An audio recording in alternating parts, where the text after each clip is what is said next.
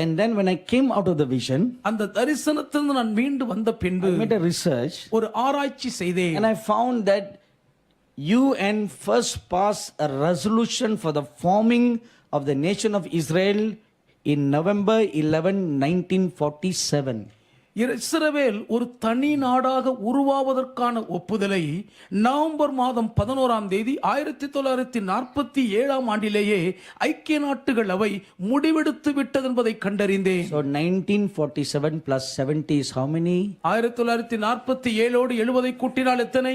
2017. 2017. So now the math is correct. இப்போ கணக்கு சரிதான். See, how can heaven be wrong? பாருங்க பரலோகம் எப்படிங்க தப்பா போக கூடும்? Then the Holy Spirit directed me to read Zechariah chapter 1 verses 12 to 17. அதற்கு பின்புதான் பரிசுத்த ஆவியானவர் சகரியா 1ஆம் அதிகாரம் 12 தொடங்கி 17 வரை படிக்கும்படி என்னை வழி Now நடத்தினார். look at verse 16. 16வது வசனத்தை பாருங்கள். Therefore thus says the Lord, I am returning to Jerusalem with mercy. My house shall be built in it, says the Lord of hosts, and a surveyor's line shall be stretched out over Jerusalem. ஆகையால் மன உருக்கத்தோடே எருசலேமினிடத்தில் திரும்பினேன் என்று கர்த்தர் சொல்லுகிறார். என் ஆலயம் அதிலே கட்டப்படும், எருசலேமின் மேல் அளவு நூல் பிடிக்கப்படும் என்று சேனைகளின் கர்த்தர் சொல்லுகிறார் என்று கூறு என்றார். Now look at two things there. இங்கே 2 காரியங்களை பாருங்கள். One, my house shall be built. ஒன்று, என் ஆலயம் அதிலே கட்டப்படும். Secondly, a line shall be drawn on Jerusalem. இரண்டாவது, எருசலேமின் மேல் அளவு நூல் பிடிக்கப்படும்.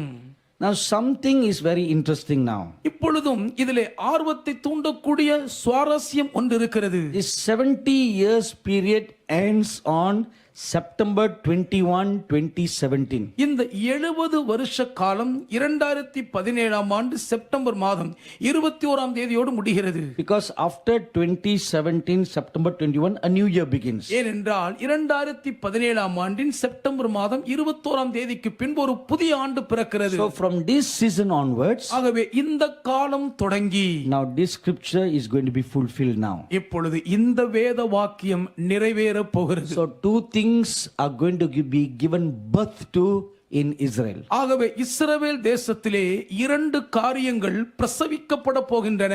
Now that does not mean I said it's going to happen in this year. இப்பொழுது நான் இதை சொல்லிவிட்டதினால் இந்த வருஷமே இது நடக்கும் என்று ஆகாது. It from this season. இந்த காலத்திலிருந்து ஆரம்பமாகும் என்று Two சொல்கிறேன். things.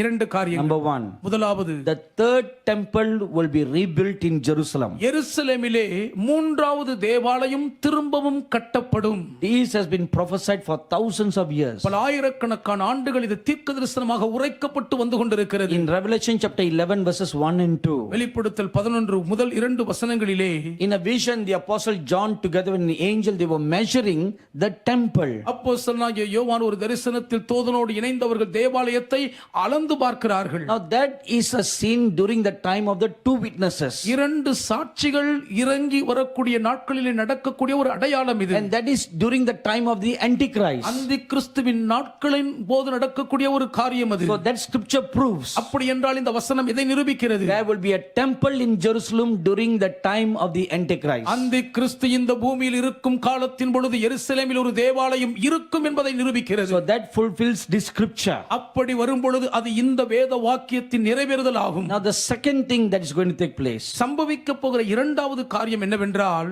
on December 23rd 2016. 2016ஆம் வருஷத்தின் டிசம்பர் 23ஆம் தேதி அன்று, Now whenever I give you all these dates, இந்த தேதிகளை எல்லாம் நான் உங்களுக்கு சொல்லும்போது they are important dates for you to take note. நீங்கள் இதை முக்கியமான தேதிகளாய் எழுதிக் கொள்ள வேண்டும்.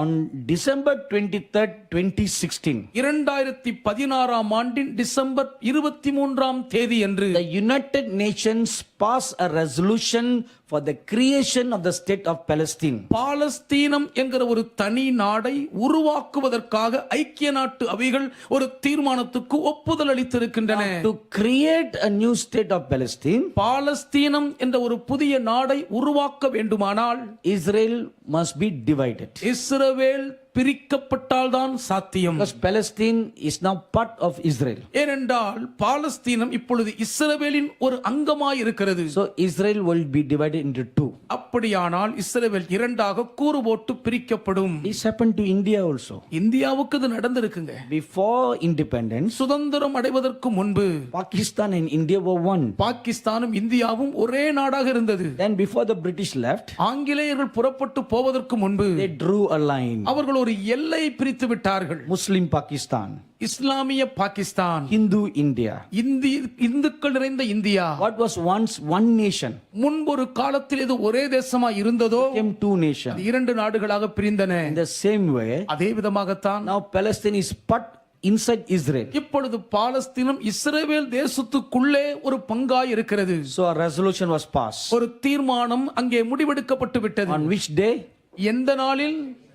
December 23rd, 2016. 2016 ஆண்டின் டிசம்பர் 23ஆம் தேதி என்று முடிவெடுக்கப்பட்டது. Don't forget this date. இந்த தேதியை மறந்து விடாதீர்கள். So a resolution was passed. ஒரு தீர்மானம் அங்கே ஒப்புதலாகி விட்டது. And during the year they tried to do it.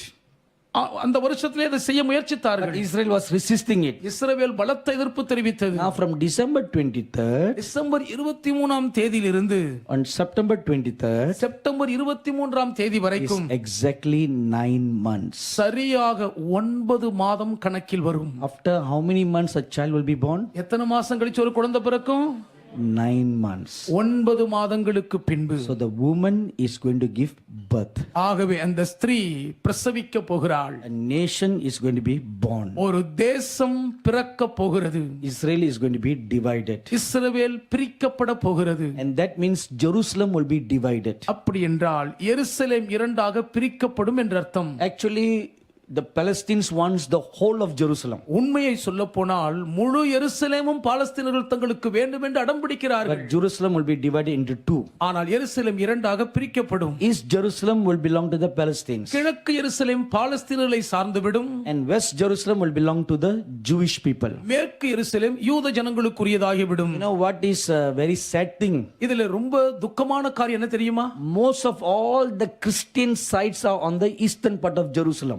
கிறிஸ்தவர்களுக்கு முக்கியமாக இருக்கக்கூடிய புனித ஸ்தலங்கள் ஏராளம் கிழக்கு எருசலேமில் தான் இருக்கிறது. Now they will all come under the administration of Muslim people. இப்பொழுது அவைகள் அனைத்தும் முகமதிய மக்களுடைய நிர்வாகத்துக்கு கீழ் கட்டுப்பட்டு விடும். Is this scriptural or not scriptural? இது வேதத்துக்குட்பட்டதா வேதத்திற்கு முரணானதா? Joel chapter 3 verse 2.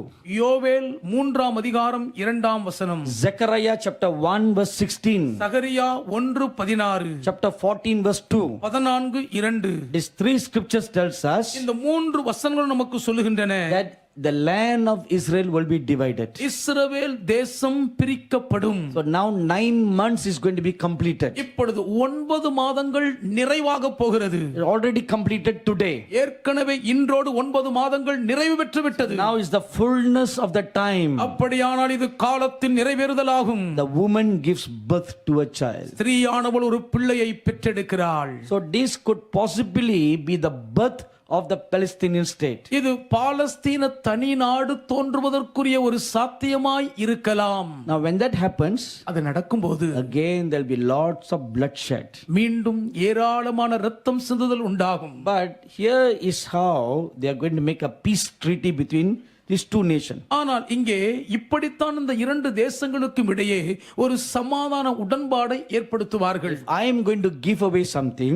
நான் ஏதாயிலும் ஒன்றை விட்டு கொடுக்க போகிறேன் என்றால் I must get something. எனக்கு ஏதாவது கிடைக்க வேண்டும் அல்லவா? Right? அப்படிதானே? Then I will give away something. அப்பதான் உன்னை நான் விட்டு கொடுத்துருவேன். So what is Israel going to get? இதனால் இஸ்ரவேல் எதை பெற்றுக்கொள்ள போகிறது?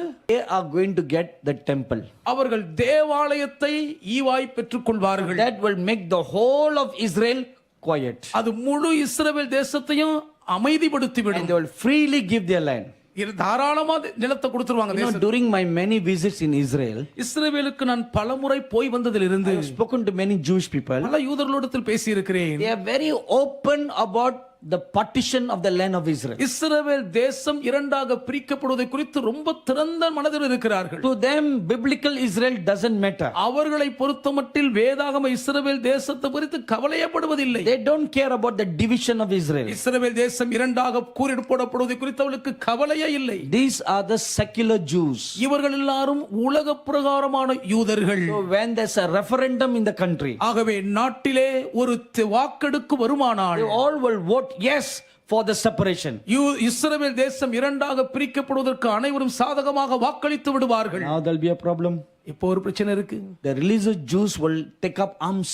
யூத மதவாதிகள் ஆயுதம் ஏந்துவார்கள். So they will be make peace. ஆகவே அவர்கள் சமாதான பேச்சுவார்த்தை நடத்துவாங்க. You will get a temple. உங்களுக்கு தேவாலயம் பரிசா கிடைக்குங்க.